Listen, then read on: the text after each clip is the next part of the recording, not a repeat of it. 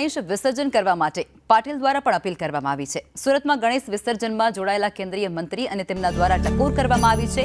ગણેશ ઉત્સવ આનંદ અને જે ચૌદસનું ખૂબ મહત્વ પણ રહેલું છે તેવું પણ સીઆર પાટીલ દ્વારા કહેવાયું છે।